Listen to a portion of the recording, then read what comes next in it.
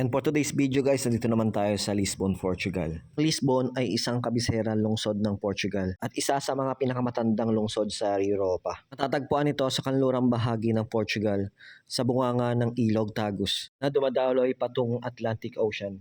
May magandang tanawin ng Atlantic Ocean kaya naging mahalagang daungan simula pa noong sinaunang panahon. Isa sa pinakamataas at pinakamabundok na kabisera sa Europa.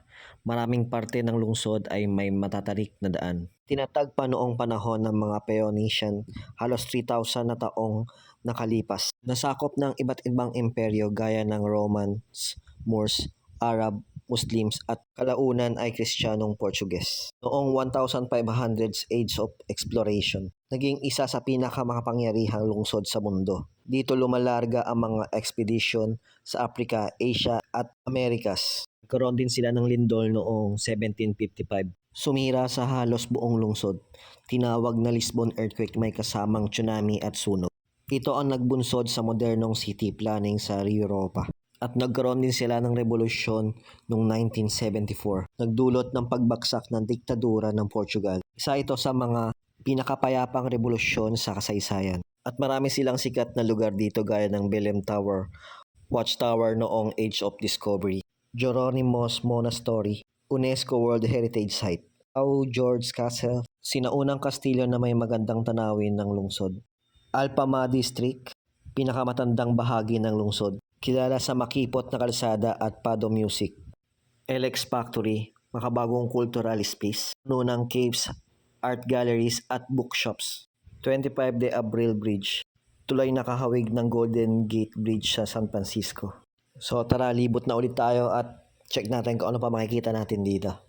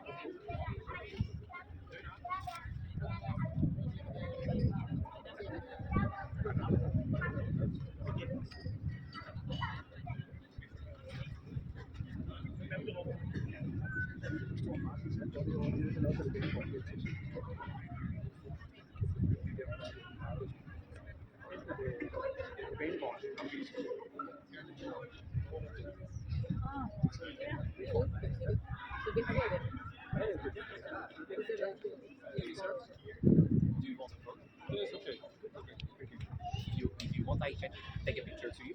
You prefer? Do you prefer a picture? Okay. Thanks so much. Here's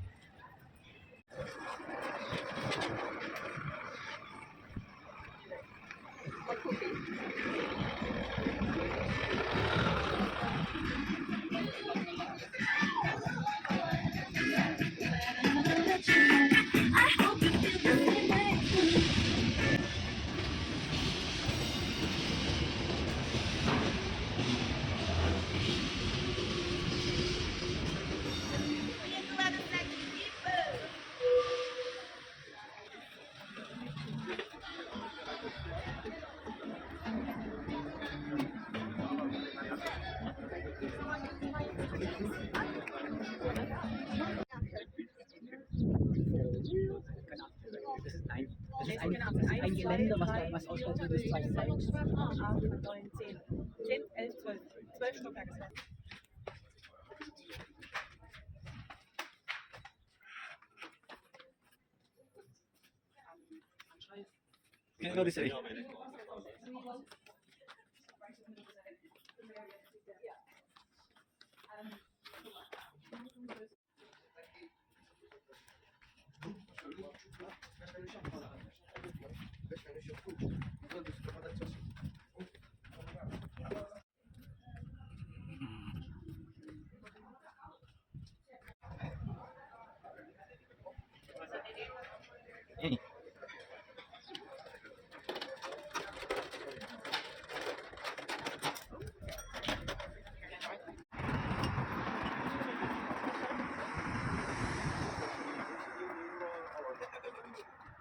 Balik na kami guys. Thank you for watching.